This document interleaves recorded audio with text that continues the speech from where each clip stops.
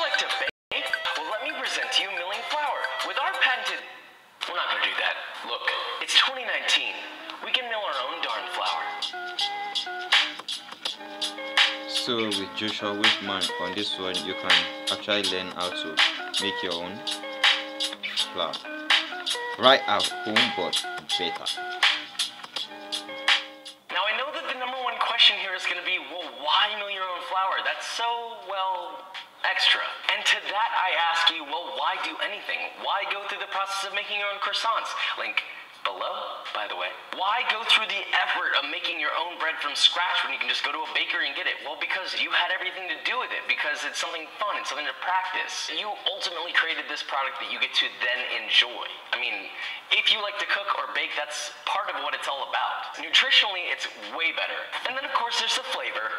And then, like I just said, you get to control every aspect of it. So whether you're milling your own flour or not, this is information that will be useful to anyone that wants to bake their own bread.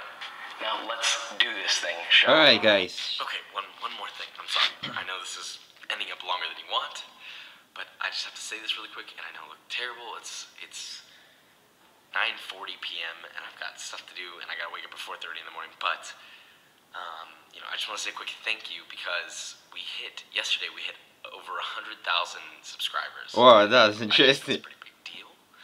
And I just want to give a quick, humongous thank you to all of you and everyone. That's interesting, guys. And there's gonna be, I'm gonna talk more about this, but seriously, these are one of the things that motivates me. And if you're watching this video right now, we got a lot of interesting reaction videos on this channel, and I'd just like you to help me and support me, subscribe to my channel for more of these interesting videos. Alright, let's just get going.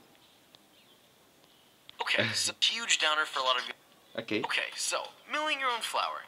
Now, to your surprise, which may or may not be a surprise, in order to mill your own flour, you're going to need a mill. Now, I know this is a huge downer for a lot of you, and you guys want to be like, well, what if I just throw it in a food processor or a blender? Don't do that. It's not going to work. You got to get a mill. If you're not interested in getting a mill, you should still check this video out. If you are interested in getting a mill, they're really not that expensive, and if this is something you're interested in, it's really a worthwhile expense, in my opinion. I'll have a link below to the one that I have. This is a Nutrimill. It was actually gifted to me by my parents, but I was already planning on getting it pretty soon. I may look into getting a new one in the future, but I really like this one. I imagine as you go up in price, probably the better the quality of the grind, you know, better flour equals empty pockets. Now, this is a really important fact here, and that is the type of wheat berries that you choose to use. There are lots and lots of types of wheat, so I'm not going to talk about every single kind, but I will talk about the main types that I like to work with. Now these types are going to be classified by 3 different things. First is whether it's hard or soft. Then it's going to be the varietal, and then it's going to be the planting season. Now, I know that sounds a little bit confusing.